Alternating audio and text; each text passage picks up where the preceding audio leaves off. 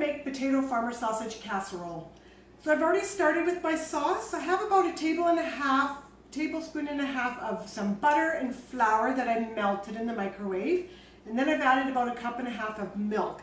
And I put this in the microwave for a couple minutes at a time just to start thickening my milk. The flour and the butter in there will help thicken your milk. So I did about 2 minutes, stirred it, 2 minutes, stirred it, and then watch it when you get toward 5 or 6 minutes because you don't want this to bubble over because it'll start to thicken and it'll start to rise. So keep an eye on that. I think mine was 5 or 6 minutes in the microwave. So once your milk is hot, add in about a cup and a half of shredded cheddar cheese. You can do a combination of other cheeses if you prefer. The cheddar is very nice in here. I just want that to melt in here. So you're basically making a cheese sauce. And we're also going to add a can of cream of mushroom soup. Condensed cream of mushroom soup. And this is going to be the sauce part of our farmer sausage casserole. So you'll also have sliced up your potatoes.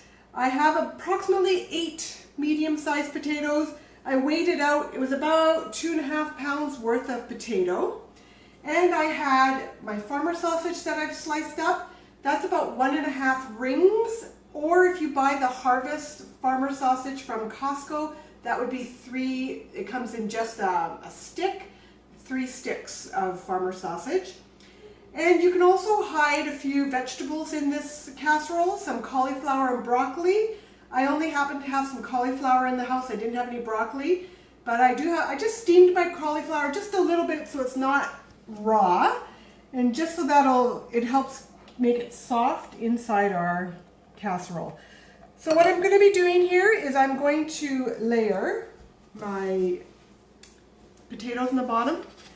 I'm going to throw in my cauliflower. I don't have very much today, so I think I'm going to put it all in this middle layer.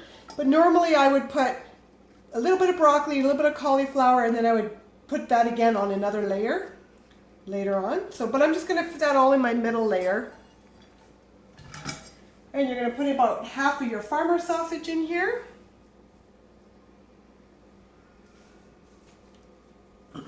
Everybody fights over the farmer sausage, so make sure you've got lots in there. If we have leftovers, they always fight over leftovers. Who's going to take it in their lunch the next day as well?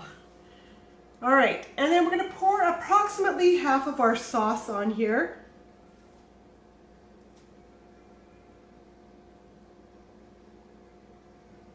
This will ooze all through. I just like to get it down on this bottom layer to make sure it goes all the way to the bottom. And then we're going to do another layer of our potatoes.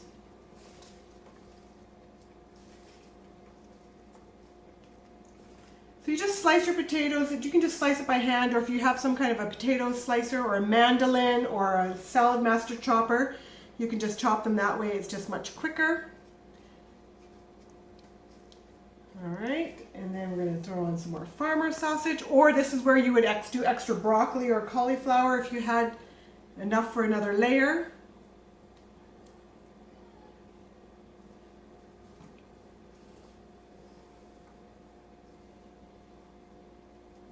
You better even it out, otherwise someone's going to get more sausage in a bite or they're serving than someone else, and then we're going to have problems here.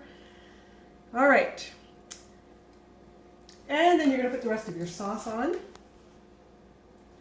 You're going to bake this in the oven. So this is something you can actually prepare earlier in the day and then just put in the oven before dinner. It does take a good hour and a half because you want to make sure those potatoes are soft. Sometimes I find, depending on the potato, it could even take up to 2 hours because you just don't want to have hard bits of potato. So you just want to make sure you've got your potato soft. So give yourself enough time. There's different potatoes. Some take longer to cook than others. I'm just using, I think it's just a yellow Dutch potato. But if you want, you can use red potato, russets, doesn't really matter. They just all cook a little bit different. I am also going to cover this with foil for the first part of the bake in the oven. So it's going to be at 375 for the hour and a half to 2 hours. So I'm going to let this, I'll cover it, bake it for a good hour, then I'll take the top off because your sauce is going to be oozing down, and then it's nice when the farmer sausage on top starts to get a little bit crunchy, because then, well, everybody tries to pick those off if they can. I try not to let them get away with that. So potato farmer sausage casserole. This is a nice big 9x13. You can easily play with your amounts to make a smaller portion or make it bigger, like in a bigger tray yet. So just give it a try. I'll show you what this looks like once we have had it all baked up in the oven. And it's just going to be dinner tonight. It's going to be really good. All right, so my potato farmer sausage casserole has been in the oven for about 1 hour and 40 minutes. It's bubbling. You can just hear it bubbling. And my potatoes are soft, so we're good to go here. So I've got my recipe down there. Give this one a try. Definitely put your broccoli and cauliflower in there. It just brings it up an extra notch and it's delicious.